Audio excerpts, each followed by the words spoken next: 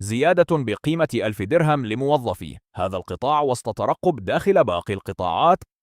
كشفت مصادر مطلعة أن الحكومة قررت منح زيادة شهرية صافية بقيمة 1000 درهم لفائدة موظفي قطاع التعليم العالي، وذلك عقب سلسلة من المفاوضات المكثفة مع النقابات الأكثر تمثيلية. وأفادت المصادر ذاتها بأن هذه الزيادة ستدمج مباشرة في الأجر الأساسي، مما يمنحها طابعا دائما ويجعلها قابلة للاحتساب ضمن التقاعد، في مسعى لتحسين القدرة الشرائية للموظفين ومواكبة الارتفاع المستمر في تكاليف المعيشة. ووفقا للمصادر نفسها، فإن تفصيل هذا القرار يظل رهينا باستكمال عدد من الإجراءات الإدارية والتقنية بتنسيق مع وزارة الاقتصاد والمالية لضمان تنزيله بشكل قانوني ومنظم.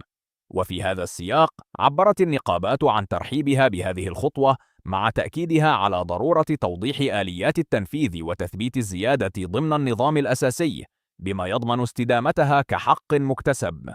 وتندرج هذه المبادرة ضمن توجه أوسع لإصلاح منظومة التعليم العالي من خلال تقليص الفوارق الأجرية وتحقيق قدر أكبر من الإنصاف داخل المؤسسات الجامعية، كما تأتي استجابة لمطالب مهنية ظلت مطروحة لسنوات في ظل سعي الحكومة إلى تعزيز الاستقرار الوظيفي والمالي لهذه الفئة.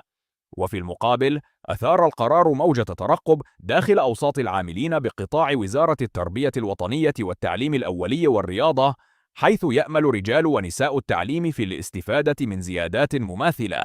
ويعكس هذا الوضع ضغطا متزايدا على الحكومة لتوسيع دائرة الإصلاحات الأجرية ضمن مسار الحوار الاجتماعي الجاري، بما يشمل مختلف مكونات المنظومة التعليمية.